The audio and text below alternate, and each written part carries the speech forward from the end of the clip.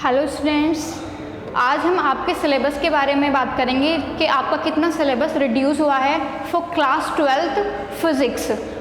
हम सब जानते हैं कि पूरा देश जो है वो कोविड-19 से गुजर रहा है। इस चीज़ को मद्देनज़र रखते हुए भारत सरकार ने क्लास 10th और क्लास 12 का जो सिलेबस है वो हर सब्जेक्ट का थोड़ा थोड़ा रिड्यूस किया है, मे बी 30% रिड्यूस किया है।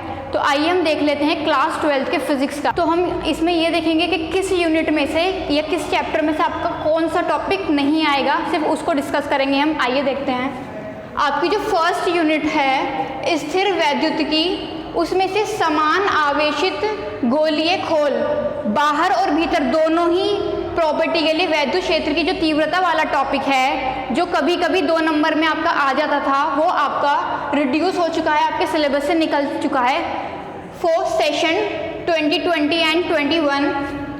नेक्स्ट देख लेते हैं यूनिट सेकंड जो है आपकी वैद्युत धारा है, उसमें से आपको प्रतिरोधक वर्णकोण आप जो 1 नंबर में या ऑप्शनल में आता था आपका, ये निकल चुका है। और श्रेणी व पार्श्व श्रेणी क्रम संयोजन ये आपका निकल चुका है। ये जो टॉपिक है ये वैसे भी आपको एग्जाम में आता नहीं था, ये 10th में ज़्यादा इंपॉर्टेंट होता है, 12th में ये बोर्ड में नहीं आता है हमारा, तो ये भी आपका रिड्यूस हो चुका है।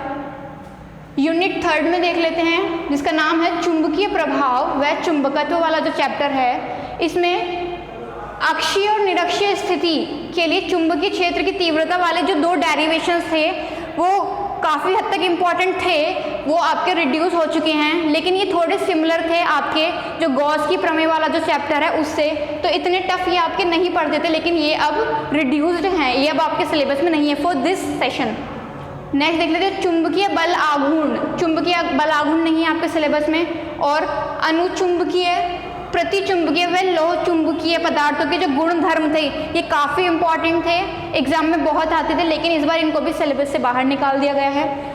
वैद्युत चुंबक और उसको प्रभावित करने वाले जो कारक हैं ये भी आपके सिलेबस से आउट हो चुके हैं इस वक्त। नेक्स्ट यूनिट में देखते हैं हम अपना यूनिट 4 है आपकी वैद्युत चुंबकीय प्रेरण व प्रत्यावर्ती धारा, जो अपने आप में बहुत महत्वपूर्ण चैप्टर है, लेकिन ये देख लेते हैं इसमें से रिड्यूस क्या है। शक्ति गुणांक जो आपका 1 नंबर का क्वेश्चन होता था वो निकल गया, और एक होती है आपकी वाटहीन धारा, ये भी 1 से 2 नंबर की आपका इसका डेरिवेशन होता था जो सच में इम्पॉर्टेंट था, इसको भी रिड्यूस कर दिया गया है। नेक्स्ट देखते हैं यूनिट 5 में वैद्युत चुंबकीय तरंगे, इसमें से सिर्फ विस्थापन धारा की आवश्यकता, ये टॉपिक बहुत महत्वपूर्ण होता था, इसको रिड्यूस किया गया है। तो ये रही आपके खंड क की बात। अब नेक्स्ट देखते हैं हमारा खंड ख, जो आपकी फिजिक्स का सेकंड पार्ट है, उसमें क्या चीज़ें रिड्यूस हुई हैं। तो स्टूडेंट्स अब हम देख लेते हैं खंड ख को।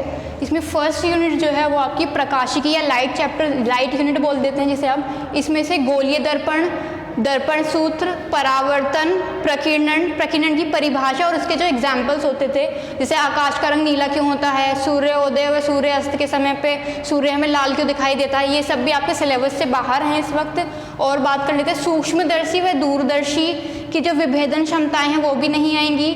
ध्रुवण, समतल ध्रुवित प्रकाश व पोलेराइट व ब्रूस्टर का नियम जो 1 नंबर में आता था आपका वो, लेकिन इनमें से जो इम्पॉर्टेंट पार्ट है वो ध्रुवण, समतल ध्रुवित प्रकाश, ये और आपका जो प्रकीर्णन वाला चैप्टर ये सच में बहुत इंपॉर्टेंट था, ये रिड्यूस हुआ है।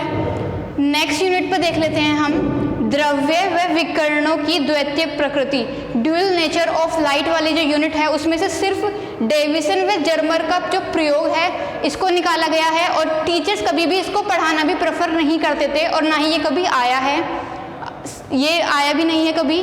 तो आइए नेक्स्ट देख लेते हैं यूनिट 3 परमाणु व नाभिक। परमाणु व नाभिक वाले चैप्टर में से radio activity, alpha beta gamma किरणों के गुणधर्म और रेडियो एक्टिव क्षय। रेडियो एक्टिव क्षय जो है ये इम्पॉर्टेंट है था अपने आप में। और बंधन ऊर्जा प्रति न्यूक्लियॉन, ये लॉन्ग में आती थी, जो सच में रिड्यूस हुई है, काफ़ी इम्पॉर्टेंट टॉपिक था इसका। द्रव्यमान संख्या के साथ इसका जो परिवर्तन था इस वाले यूनिट में से ये फिनिश हो गया या ये रिड्यूस हो गया है। नेक्स्ट देख लेते हैं यूनिट 4 में से जो है आपकी इलेक्ट्रॉनिक युक्तियाँ, ये इसमें से जेनर डायोड या वोल्टता नियंत्रक के रूप में जेनर डायोड का जो हमने प्रयोग किया था सिर्फ वो इसमें से रिड्यूस हुए, बाकी आपके NPN PNP ट्रांजिस्टर जो भी वो सब आएंगे, सिर्फ जेनर डायोड को ही रिड्यूस किया गया है हर फॉर्म में, इसी परिभाषा के तरीके से भी और इसका जो हम वोल्टता नियंत्रक के रूप में प्रयोग करते थे उसकी तरफ से। ओके स्टूडेंट्स, सेक्शन ए और सेक्शन बी के थ्योरेटिकल पोर्शन में कितना रिड्यूस हुआ ये जानने के बाद अब देख लेते हैं आपके खंड क का जो प्रैक्टिकल पोर्शन है उसमें कौन कौन से जो आपके प्रैक्टिकल्स हैं वो रिड्यूस हुए हैं। आइए देख लेते हैं। पहला तो चल सूक्ष्मदर्शी द्वारा कांच के गुटके का अपवर्तनांक ज्ञात करना है कि सूक्ष्मदर्शी वाला चैप्टर ही निकल गया है आपका, तो इसका जो प्रैक्टिकल है वो भी निकल गया है। नेक्स्ट देख लेते हैं समतल दर्पण व उत्तल लेंस द्वारा किसी द्रव का अपवर्तनांक ज्ञात करना, ये भी आप इस साल आपके प्रैक्टिकल वाले सेशन से निकल चुका है। नेक्स्ट देख लेते हैं अवतल दर्पण के प्रयोग में UV के विभिन्न मानों पर फोकस दूरी ज्ञात करना, ये वाला प्रैक्टिकल भी आपका निकल चुका है क्योंकि ये जो थ्योरी में से भी निकल चुका है तो प्रैक्टिकल में से भी निकल चुका है। नेक्स्ट देख लेते हैं अमीटर व वोल्ट मीटर द्वारा ओम के नियम का सत्यापन कीजिए, बहुत इंपॉर्टेंट प्रैक्टिकल था। सत्यापन करना व तार के पदार्थ का विशिष्ट प्रतिरोध ज्ञात करना। सिर्फ खंड क की बात यहाँ पे की जा रही है।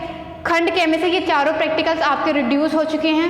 That's from my side. अगर आपको इस टॉपिक से रिलेटेड कोई भी और क्वेरी हो तो आप प्लीज़ कमेंट सेक्शन में ज़रूर बताएं, और यदि आपको चीज़ें समझ आ रही हैं तो हमारे चैनल को सब्सक्राइब कीजिए, वीडियो को ज़्यादा से ज़्यादा शेयर कीजिए अपने दोस्तों के पास ताकि उनको भी इस चीज़ से थोड़ा बहुत बेनिफिट मिले। Thank you.